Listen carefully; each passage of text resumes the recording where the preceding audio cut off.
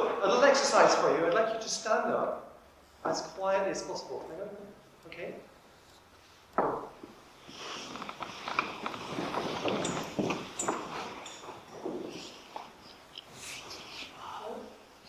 Pretty good. Sit down. Let's do it one more time.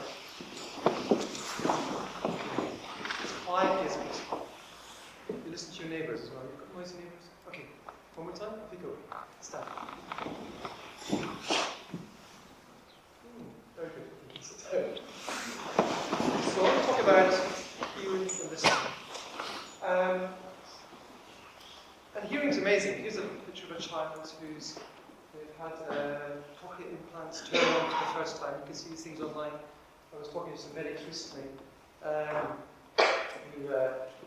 who are working with people who are having those magical moments when implants are turned on. And this child, the eyes open up, and the child hears its mother's voice for the first time. Hearing is an amazing thing. It connects us to the world. But here's another sensitive hearer. Here's an X-spectrum. And you think of people in the army who may be sensitized to noise, but no, lots of people are very... So it's a situation of post-traumatic stress syndrome, where fireworks are a real problem. And here's some royal ears here. Sensitive royal ears that we think about. And here's me. So this is what I do. This is me recording at St. Pancras Station. I have sensitive ears. I do lots of sound recording. I'm a composer. I'm an acoustician. And I'm working with them here, making them consider sound as part of good placemaking. And I listen a lot, and I compose, and I work in acoustics. Part of my practice is sound walking, so I take people on walks to listen, primarily through urban environments. And we walk slowly. The rules are to listen, and that's it, really. Mobile phones are turned off. We walk slowly. I'm guiding the group, and we don't talk. And at the end, we have a discussion about what we heard. And very much we're thinking about, as you walk through the urban environment, about the human scale. As you walk in the streets of New Cross or into Deptford, as you walk, can we hear our neighbours? Can we hear our footsteps? Is this a city, an urban environment designed for human beings? That's something I'm really concerned about and getting us thinking about.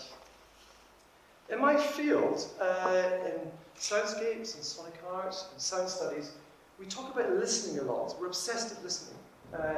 Here's a whole list of, in a lecture on what listening we might talk about. Endless kinds of listening. Listening in readiness, listening in search, reduced listening. There's endless lists of academics who've coined different kinds of listening. Now what I want to step back a bit, and I want to talk about hearing, because I think before we get into this nuanced level of different kinds of listening, we really need to think about hearing, okay? And I've only kind of learned this recently, as someone who's been involved. I've been teaching here at Goldsmiths for about 13 years, and I've been studying for 9 years, and I seem to have missed hearing somewhere along those lines. Although, now I'm in my mid-40s, and actually my hearing is, well, I've got the hearing of a man in his mid-40s, and I've got tinnitus in this ear, and some hearing loss in this ear. My hearing is changing. Although I was going to learn to really trust my hearing as someone who works in sound engineering and sound recording. So I want to introduce you to three new terms that I've coined, which I think are really useful. And I want to tell you about how I got to these terms. So I want to talk about Auraltypical hearing and aural diverse hearing. Or perhaps instead of aural diverse, maybe aural fluidity. I'm still exploring what these terms are and what they could mean. So this is how I got to these terms. Here's a picture of a hand dryer, the automatic hand dryer T2000. See a lovely sign there, caution loud when in use, known to startle children. I could now play you the sound of this hand dryer, but I don't want to offend your ears. It's an extraordinary sound, absolutely. In some contexts, you can imagine a noise artist thinking it's the most wonderful thing possible, but these are installed in public toilets. That's a bit boring, but I became a dad, okay? And here's my kids. They don't look like this now, they're a bit older. But from having kids, I suddenly got tuned to empathetically thinking that my children's hearing and being really concerned about the world that they live in, the sonic world that they live in. For my son here, he's now 12, I hear he's a little chap here, and he's not happy. There's my daughter, she's smiling, but she's smiling because she loves being terrified. So she loves being terrified by hand dryers. She'll brush around everything. She loves that adrenaline rush. But she's lucky. But a lot of people are, are very sensitive hearing, especially infants. They are different hearers than adults. These are old-fashioned hand dryers, but the reality is, the high-speed cold hand dryer, which uses high-speed air, stripping water off hands, that it creates this huge amount of turbulence and tremendous sound levels. And the natural response is to go into a toilet. It can be quite a nervous situation for a child, or someone who's not confident about going to a toilet. And it can be, well, what you have, you're in a quite quiet space. You might trigger the hand dryer by mistake, and you have a flight or fright response. Yeah? The hormones are rushing around your body to say, get out of this situation. Well, quite an extraordinary scenario we have, I have to say. But actually that loudness, the loudness of hand dryers has been used in branding. Here we go, here's some names. This is a bit old now, the brands have changed a bit since then, but we have Air Blade, Air Force, Air Fury, Jet, Tornado, Typhoon, Accelerator. These are, what are these? These are kind of, these are like high-speed aircraft or the extreme weather. So that's the branding. It's about power. I've talked to people in toilets, and they've sometimes said, isn't it great? They're so powerful. They're really drying my hands. They're so loud. They must be so effectively drying my hands. Interesting. Let's feel the power. Here's a more modern one. Feel equal power. That's all the other day. It's as if hand dryers have to be louder. The more louder they are, the more ecological. Yeah, Schumacher's Ferrari does 19,000. Isn't that great? So there's a connection between, Formula One and a domestic task. So that's really exciting and really exhilarating, which I think is a mismatch, I have to say. Here's a photograph I took the other day. I'm not playing sounds because it might be disturbing you, but this is a service station in Cambridge, one of these really large new service stations, walking towards the toilets. There's a male, female toilet on the other side. And you have this amazing industrial side of the hand dryers, because the hand dryers are placed at the door towards the toilet, and it's pouring out. It's a terrifying situation.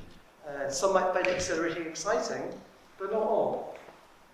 So in my hand dryer research, I analysed hand dryers, took them into this is called an anechoic chamber, and to really study how loud hand dryers are, and analyse lots of different hand dryer brands.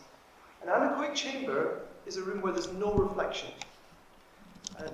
Unlike this space, my voice is booming around this room. Anechoic chamber, there's no reflection, it's a direct sound. This is where products are tested. This is the correct way to do it. You follow the international standard, the British standard for sound power. Now, when a lot of products are tested, they're tested in these spaces where there's no reflection. The toilet is one of the most reflective spaces we go into. And an example I found is I particularly studied a small toilet of a very famous pizza restaurant in London. An individual one-person toilet with a high-speed hand dryer. I won't mention the brand. And I worked out that due to the reflection of the room, it was equivalent to having 19 hand dryers in an anechoic chamber. Yeah? There's no absorption of sound happening, very little. So it's this real kind of perfect storm of noise in the toilet. Now this is a picture of the best toilets in the world, I've been told. I was in a panel with Thomas Heatherwick, great British designer, and I was moaning about hand dryers. He said, we've just built the best toilets in the world. This is in Hong Kong, and it is beautiful, I have to say. But I discovered this thing. They have no hand dryers on this toilet, but they have this metallic bin in the toilet. And it was clattering and clattering and clattering and creating this reflective space, making a huge noise. Imagine that, one of our most great British designers. But as soon as you listen to these spaces, it's intolerable. And some people will find this a real, almost an issue of exclusion, because these toilets can be too loud. All you need to do is just a little bit of rubber. I should be a consultant here for the Heatherwick company. A little bit of rubber, and immediately it'll be silenced. Very, very simple, very cheap. What are rubber signs?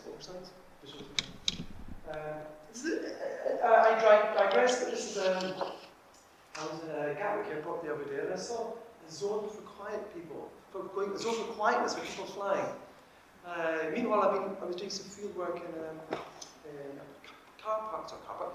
public park in Hounslow, which is in the flight path for Terminal 5. Planes landing continuously. Well, it's interesting enough, people live there, and that's their park to go for respite, but in the airport, they have this terrible situation. Sorry, in the airport, you have a quiet situation. So my idea is maybe we should broadcast the sound of this Hounslow Park into this quiet zone in the airport. Why should people be allowed quietness when they fly? It should be smooth, perhaps. Anyway, so this is a quick look at how hearing works and how we scale it. This is called the A-rated decibels. It goes from 0 threshold of hearing up to pain. We have the scale from threshold of hearing to pain. Now, I was finding hand dryer sounds were around here, around the road drill kind of area, up to 100 decibels. My research has some interest in the Daily Mail, and they love this headline of super fast hand dryers have the same impact on eardrums as road drill. And it had a lot of media interest at the time. Slightly annoyingly, an editor with the picture of a hand dryer wrote that hand dryers damage your hearing. No, I didn't say that, but it's quite important that I didn't say that, because that's not something I was measuring.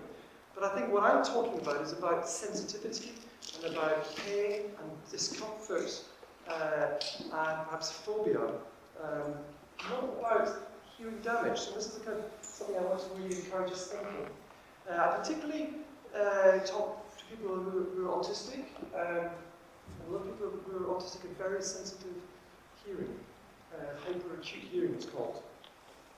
And it seems to be a really, really big problem, the sound of hand dryers, but also the discussion of high-speed flushes came up. High-speed flush, you can get a lot of modern toilets, it can be hugely loud, and that's a problem, and it's about pain.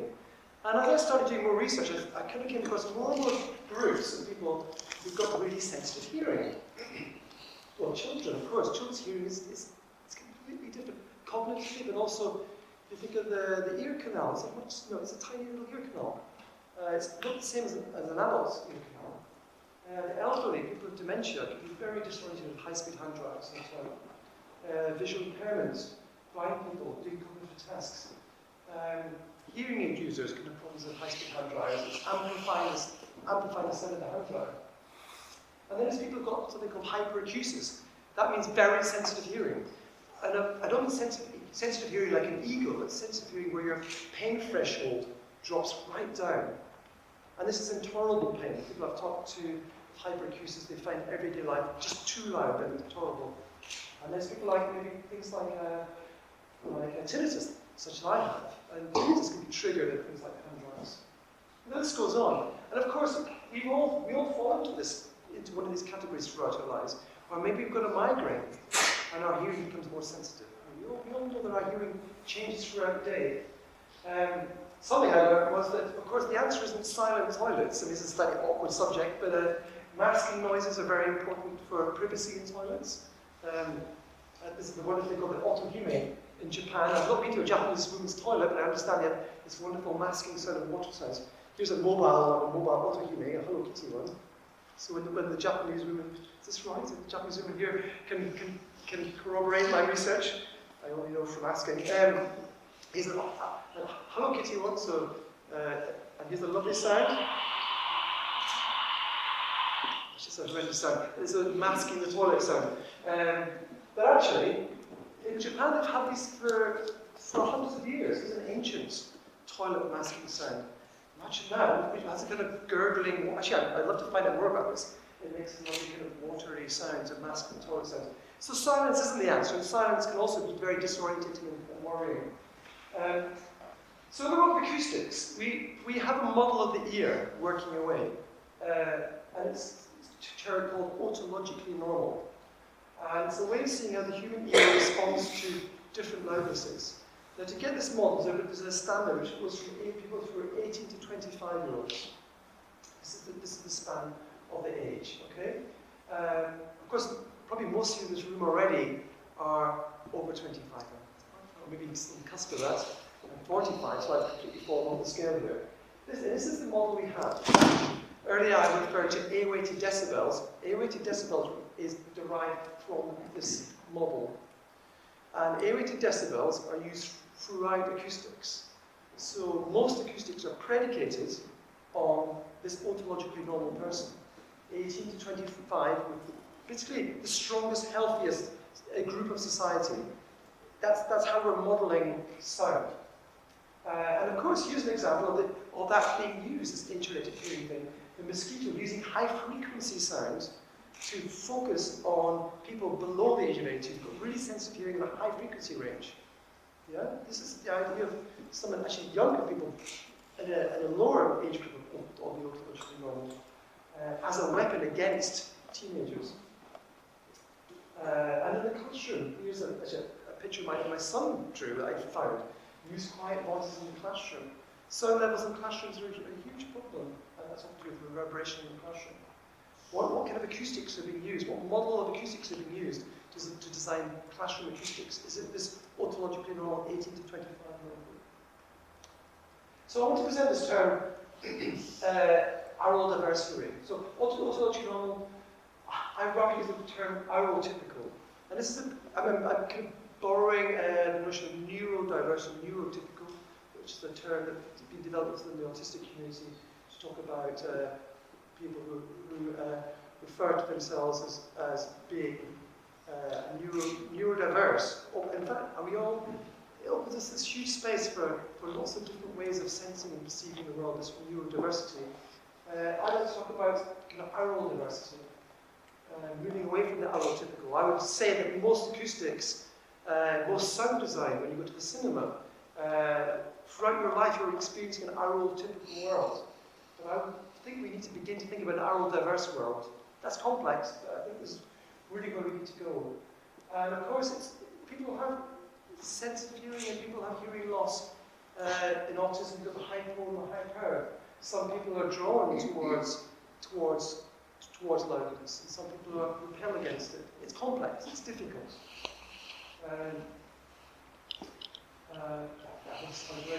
Now, how we can use these ideas, not just in music. Here's an example from Kafka. He's a young Franz Kafka, only the ear of his rocking horse. So Kafka, has anyone read Kafka? You think of Metamorphoses or stories about insects or very sensitive people and creatures. Kafka was obsessed with everyday noise. Here's a letter, you can find this throughout his writings. I think this is his private letters to his various partners and family. He's obsessed with everyday noise. It's a huge problem for him. The pain of everyday noise is intolerable to him. And so maybe we could return to Kafka's writing and think about it with an aural, diverse way of thinking, and then how that informs his fictional writing.